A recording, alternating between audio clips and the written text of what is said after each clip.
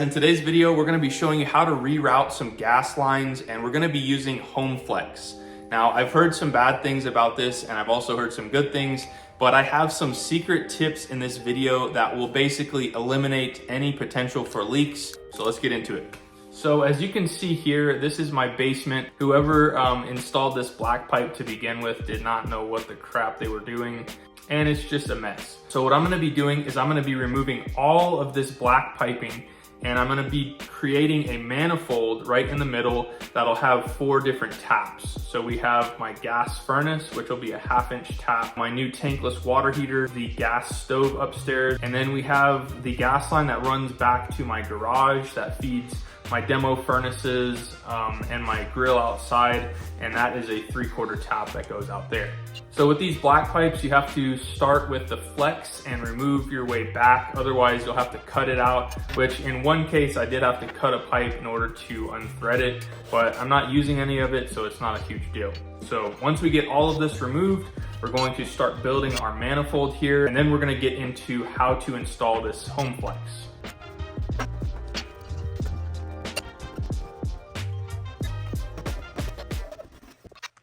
All right, so this is where we're at.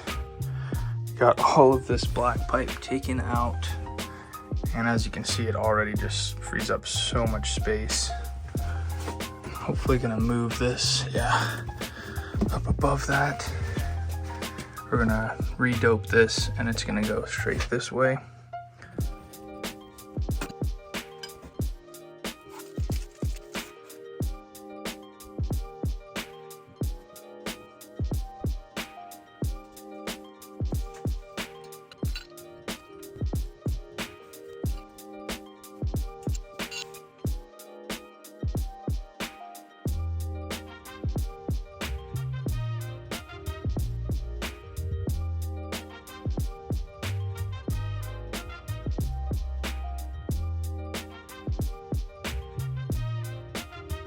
All right, so this is the HomeFlex piping itself. As you can see, we have this little rubber outer layer that kind of gives it a little bit of protection, and then the inside layer is metal.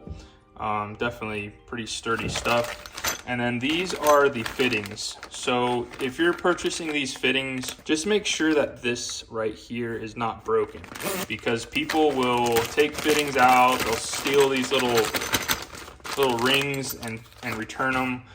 So just make sure that seal is on, or just make sure that all of the components are here. So we have 3 different components with the HomeFlex. So we have this fitting. This one is going to go onto here, and then this one is going to go here, which I'll show you in just a second.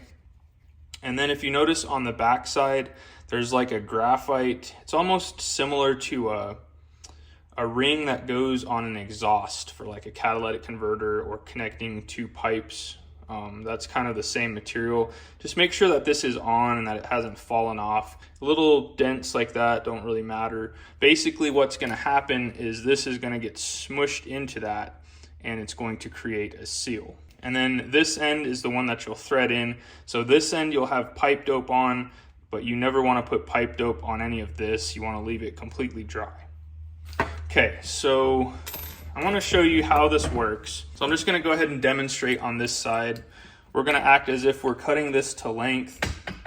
So we're just going to go through, and we're going to cut through the rubber insulation, and then we're going to cut through the stainless steel pipe. Now I'm using this kind, but they usually recommend using the longer style that has the knob down on the bottom. I think it has a little bit more depth to it because it's made for bigger pipes, but this seemed to work just fine. One thing that it mentioned also is you don't want to tighten this down, crank it down too tight and actually push or mushroom in this. You want to just do it a little bit, tighten it a little bit at a time, and then continue rotating.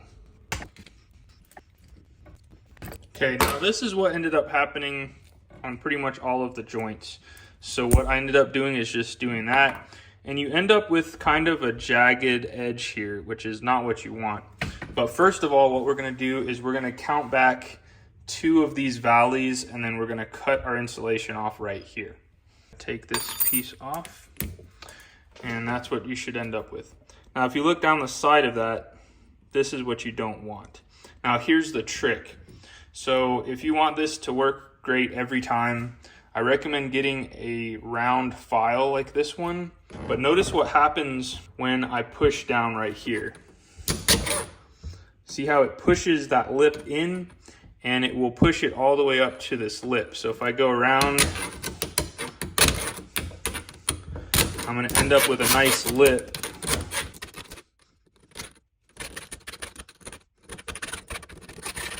So now if we look down the side of it, it's completely flush, it's totally smooth, and that's gonna butt up really nicely to this. As you can see, it's completely flush. We don't see any air in between. Now, the problem that people have is they don't clean up this stuff, and so it just smushes down onto that, and it doesn't make a good seal.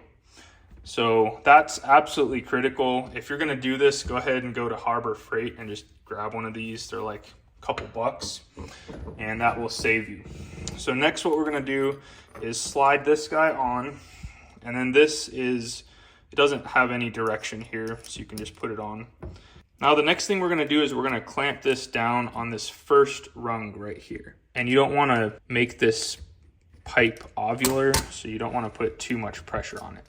So that's the end result there, and that's what you'll have. So that gap there is totally fine. Again, this is just to keep it from moving, and really what's gonna be doing the sealing is this lip right here. Now you're gonna put this on the black pipe first, get it tight, and then attach this one. And then for 3/4 fittings, you wanna do 95 foot-pounds, and for 1/2 inch fittings, you're gonna do 80 foot-pounds. Now the problem is you can't just, like even my big adjustable torque wrench would not fit over this because it's huge. It's like a 26 millimeter or something. So I've just kind of been going off of feel. For reference, a lug nut on a car is typically 80 to 85 foot-pounds. So you're gonna be somewhere in that range. And I think there's a little bit of leeway there. So once we get this all installed, we're gonna do a leak test. And if there's any leaks, the first thing that it says to do is just snug it a little bit more. So we're gonna do that, but hopefully no leaks from the get-go. All right, so here's where we're at thus far. So we just have our elbow. We ended up just doing hard pipe on this one, but I might change it over to flex later. And then we have our manifold. This is a 1 inch by 1 inch by 1/2. So this is the last one we're gonna do here. So we're gonna have our flex coming down and going right here to our gas furnace. I'm in the process of converting from this tanked water heater to the tankless. So I have this connected permanently down here on the bottom with our fitting there.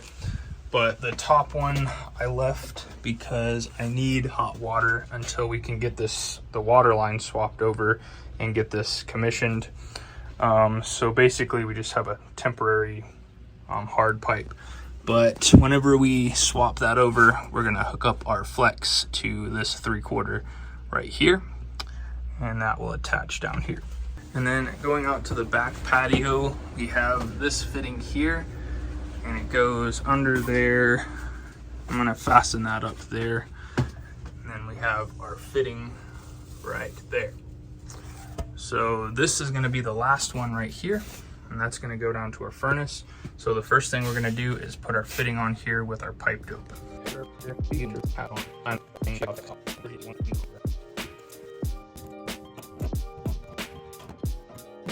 All right, next what we're gonna do is get our length for our new piece.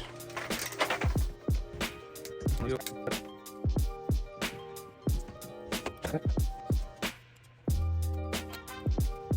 you go, that doesn't matter.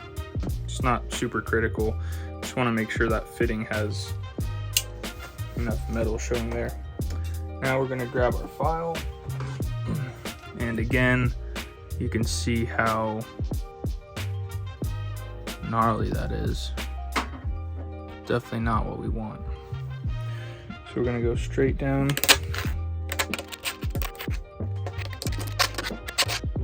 Exactly what we want. Nice and smooth there all the way around. Okay, so next we're gonna take our fitting, slide that guy over, and then we're going to put this guy on.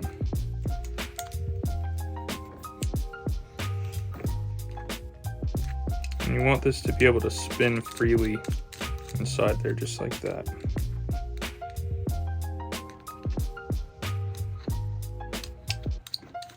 Beautiful. Okay, so that's basically what it's gonna look like. It's gonna come down.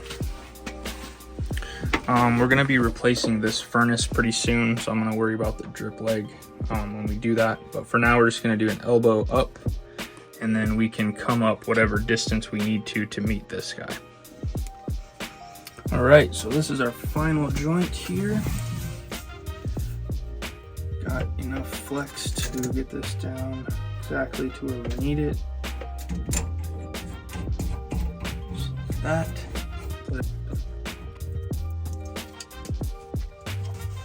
So what we're gonna do is push that right against the case. And then we're gonna hold this from moving.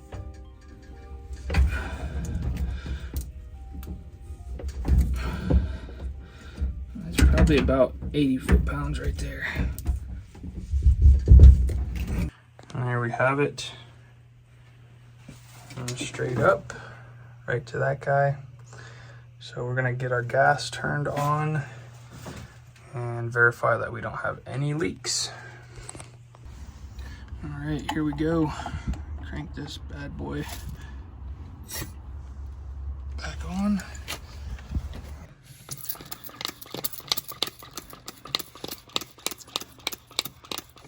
Just gonna douse these guys. Bubbles there. Don't smell nothing. So that's a good sign. All right, just sprayed that one down. 0 bubbles. This one. And lastly, this guy. And we are absolutely golden.